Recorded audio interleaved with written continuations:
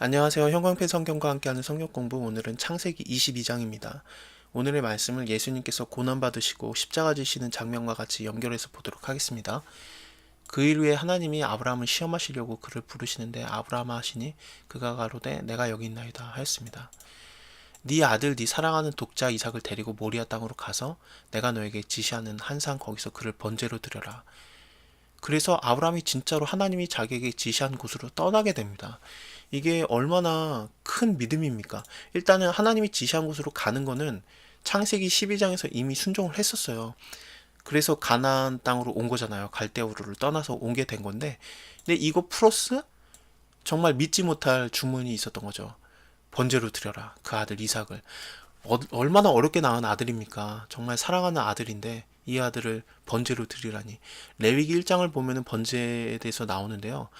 통째로 하나님한테 그냥 다 불태워 드리는 제사라고 보면 돼요. 물론 각도 뜨고 여러 가지 그런 과정이 있지만 어쨌든 그냥 하나님한테 다 태워 드리는 제사입니다. 그냥 죽이는 거예요. 이것을 하나니 사실은 사랑하는 것도 있지만 일단은 이삭에게 하나님의 언약이 있잖아요. 이삭을 통해서 하나님의 언약이 성취가 돼야 되는데 왜 얘를 죽입니까? 그렇게 반문할 수 있는데 아무 말도 안 해요. 그냥 순종하는 겁니다. 아침에 일찍 일어나서 나귀의 안장을 지고 두 사람과 그 아들 이삭을 데리고 번제에 쓸 나무를 쪼개서 떠나게 됩니다. 그래서 하나님 지시하는 곳으로 왔어요. 일단 예수님도 나귀를 타고 예루살렘에 입성하시죠. 그것은 죽으러 들어가시는 거였거든요. 이것도 굉장히 마찬가지입니다. 3일에 아브라함이 눈을 들어서 그곳을 멀리서 바라보게 됩니다. 이 아브라함이 사원에게 말해요. 너희는 나귀와 함께 여기서 기다려라. 내가 아이와 함께 저기 가서 경배하고 너에게로 돌아오리라 그러는데 내가 아이와 함께 저기 가서 경배하고랑 내가 아이와 함께 너에게로 돌아오리라 이렇게 볼 수 있습니다. 이게 내가 아이와 함께가 이 구절이 이 두 개를 같이 맞물리는 구절이에요.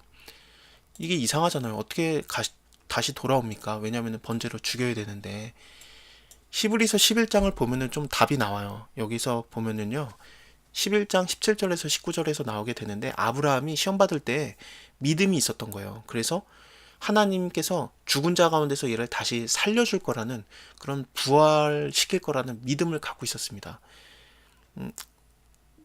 저가 하나님이 능히 죽은 자 가운데서 다시 살리실 줄로 생각한지라 비유컨대 죽은 자 가운데서 도로 받은 것이니라 이렇게 나오게 되거든요.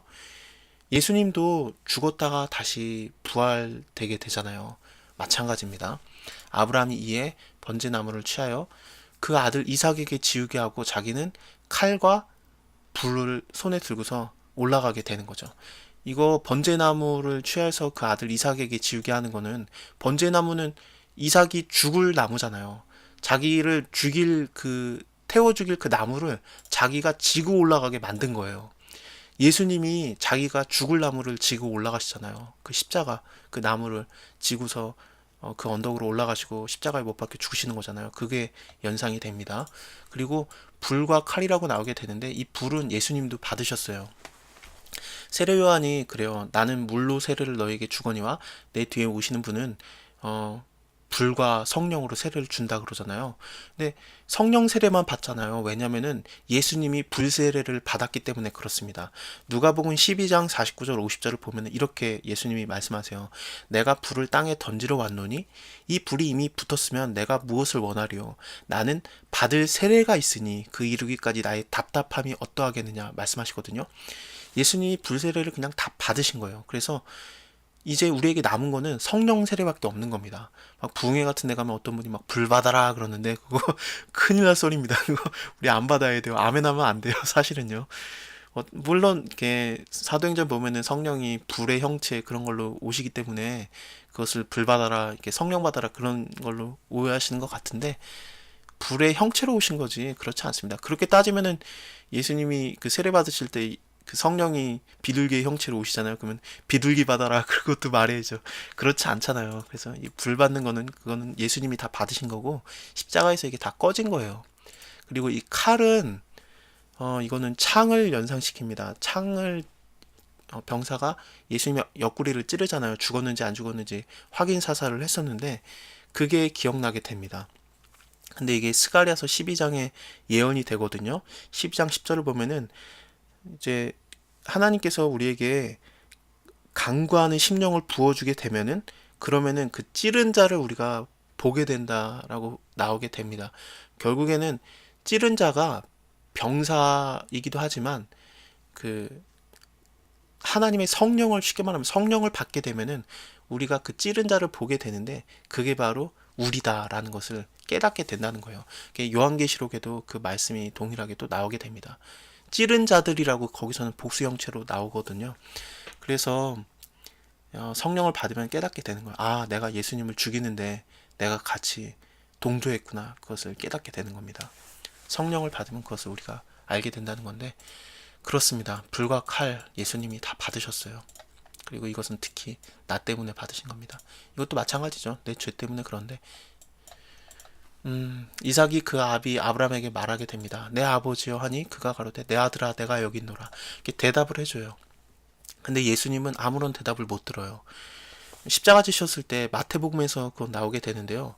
흑암이 임하잖아요. 이렇게 정오 제일 밝은 시간에 그때 흑암이 임하거든요. 그건 말이 안 됩니다. 왜냐하면 구약을 통해서 이제 차차 볼 건데요. 흑암이 임하면은 그것은 하나님이 정말 화가 났고 버렸다, 그런 뜻이에요. 그렇기 때문에 흑암이 임하면 안 돼요. 왜냐하면 예수님은 사랑받는 아들이잖아요. 내 사랑하는 자요, 내 기뻐하는 아들이다, 막 그러는데, 그 예수님에게 흑암이 임하고 하나님이 내가 너를 버렸다, 그런 뜻입니다. 내가 너를 미워한다, 저주한다, 그런 뜻이에요. 그러니까 예수님이 그때 엘리 엘리 라마 사막다니 그러시잖아요. 나의 하나님 어찌하여 나를 버리시나이까, 그러는데 우리 때문에 버려주시고, 그 다음에 아무리 불러도 하나님께서는 대답 안 해주시고 침묵을 하시게 되는 거죠. 여기서 나오는 거 모든 게 예수님이 더 심하게 받으세요. 이삭이 물어 말합니다. 불과 나무는 있는데 번제한 어린 양은 어디 있나이까. 아브라함이 말하게 돼요. 아들아, 번제한 어린 양은 하나님이 자기를 위하여 친히 준비하시리라. 예수님이 하나님께서 준비한 흠없는 어린 양이십니다. 우리를 위해서 대신 죽는 거예요. 이삭 대신에 이 양이 죽게 될 거잖아요. 근데 우리 대신에 하나님의 흠없는 어린 양, 하나님께서 준비한 어린 양이 우리를 위해서 대신 죽는 겁니다. 그게 예수님의 십자가 죽음이에요. 그곳에 이르게 되었습니다. 그리고 거기서 단을 쌓고 나무를 버려놓고 그 아들 이삭을 결박하고 나무 위에다 올려놓게 되는데요. 예수님은 이것보다 더 심하게 결박당하는 게 아니라 아예 못에 박히게 되고, 나무 위에 올려놓는 게 아니라 나무에 아예 매달리게 되는 겁니다.